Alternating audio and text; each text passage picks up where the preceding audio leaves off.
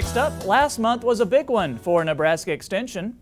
Between the hundreds who attended the Women in Ag Conference and the start of the 2020 TAPS competition, there's lots of new information for the state's producers.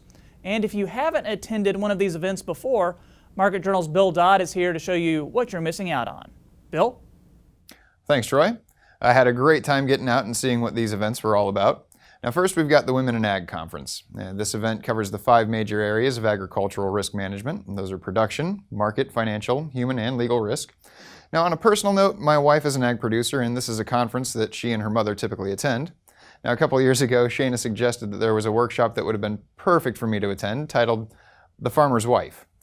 Now while I never got specifics on the workshop, in all honesty I wish I could have been there for that. That particular workshop probably would have given me some better insight into the challenges she faces on a daily basis in her profession. Now the point being, this conference features a gambit of workshops and presentations on topics ranging from the best dietary practices for new mother cattle to the expanding role social media is playing in agriculture. In short, there was definitely something there for everyone, including the men who attended. For 34 years, Nebraska Extension's Women in Agriculture Conference has been educating and uplifting women involved in various aspects of Nebraska's agricultural industry. This year, there were several workshops and speakers that focused on improving farmers and ranchers to become better business partners and operators in a historically male-dominated field. This outcome is achieved in part by creating an environment that allows female operators to be more open with their questioning and concerns. And I think it's such a popular event because women love the opportunity to network with one another and also gain business management skills related to their farms and ranches. A lot of times we see that women have questions and they're not always comfortable asking those questions in their family setting. So this is an opportunity for them to get those answers. While the title of the conference is Women in Ag and caters to many of the challenges women face in the agricultural industry, the conference does allow and encourages male attendance.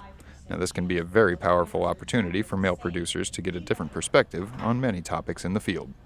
The reality of that is that men have really, taken a much more visible, prominent role in terms of what we see, the face of agriculture. And I think one of the great things that's happening right now is that women are, we're seeing women's role in agriculture more, and that's opening that's giving women an opportunity. It's opening the door for them to be able to do some things that they weren't able to do in the past. And so for men to be able to participate in this conference in a way, what it does is it increases the visibility of women and their role in agriculture, what they're doing, and opens, gives, everybody opportunities that didn't exist in the past.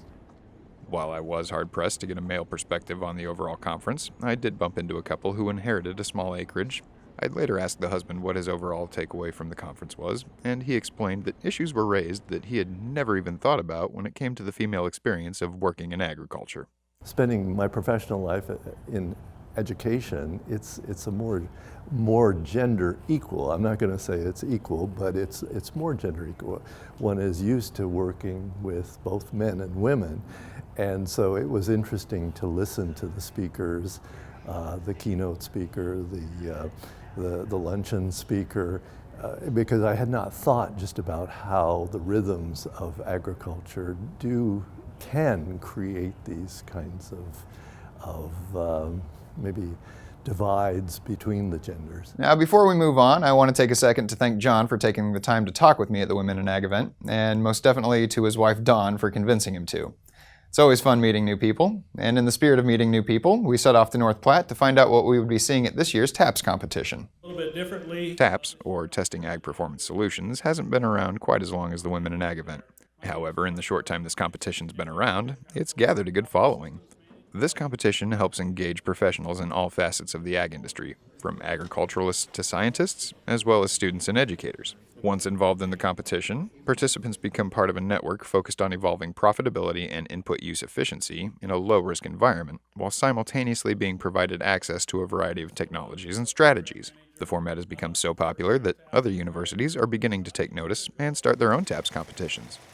In fact, the TAPS program has become such an effective teaching tool that the program's creators are looking for alternatives to engage more people who can't take part in the physical competition. For example, we're trying to create an electronic TAPS. Right now it's a real contest and lasts for a year. it's very difficult to take that long-term contest and put it into a classroom situation or into a short-term learning event. So the learning can continue and they can try some different things. Because TAPS is, one of the things we're trying to do is that we want farmers to use technology and things that they maybe are not as familiar with, and this gives a chance to familiarize yourself with it. But that also includes management style, that includes all kinds of decision-making, so it's the whole gamut of things. And so that's what's so cool about TAPS. A lot of really hard work paying off at the end of February there. If you're interested in the TAPS competition, you can find out more information at taps.unl.edu. And be sure to keep your eye out for future extension events and educational opportunities, such as the Landlord-Tenant Cash Rent Workshop Series. Events will be held March 18th at the Nemaha County Fairgrounds 4-H building in Auburn, Nebraska from 9 a.m. to 12 p.m. and from 2 to 5 p.m. at the Union Bank and Trust Company Room, Basement Community Room in Pawnee City.